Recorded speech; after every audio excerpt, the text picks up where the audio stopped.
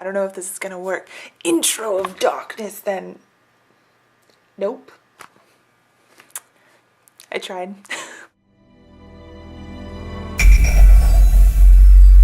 So today's recipe is going to be coming from this book called The Bartender's Black Book. And the reason why I have this book is not because I want to become a bartender, but because a ex-boyfriend of mine did for a brief period of time, and so I bought him a couple books on bartending, and then when we broke up, I kept the books. And I'm putting them to good use now. Today's drink is called a vodka stinger. The first ingredient is vodka. And the second ingredient is creme de menthe. Whoa, it kind of looks gelatinous now. Okay, I'm a little scared. Vodka tends to hit me pretty hard. Wow, I can really feel that in my nose. When I was 15, I had a bit of an interest in magic, and for my nephew's 6th birthday party, I performed some magic tricks for him and his friends. There's already okay. See that? Yes. You want me to turn this in your mouth? Mm-hmm. Okay. Open your hand. Now close it. Abracadabra. Abracadabra. I saw. Abracadabra. Now, I was not very good at sleight of hand, and I'm still not, but when your audience is a bunch of 6-year-olds, it's pretty easy to blow their minds. I just finished reading this book called Ink Spots by Brian McDonald, who is also the author of Invisible Ink. Both of these books are on screenwriting, but in this one, McDonald talks a lot about the importance of 3-act structure. And he talks a lot about how students these days tend to think that they don't need to use 3-act structure. They feel like they'd be limited by it or something like that.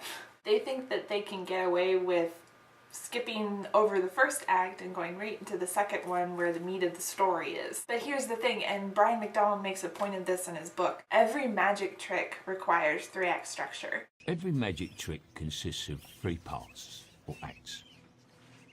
The first part is called the pledge. The magician shows you something ordinary, a deck of cards, a bird, or a man. The second act is called the turn. The magician takes the ordinary something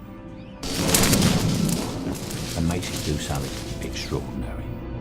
But you wouldn't clap yet, because making something disappear isn't enough. You have to bring it back. That's why every magic trick has a 3rd act. The hardest part. The part we call the prestige. So as Michael Caine was saying in the voiceover, without a proper setup, the prestige means nothing. If you show an ordinary object doing something extraordinary without showing how ordinary it is, there's nothing special about it. This is universal for every magic trick. This is also true when you're talking about story.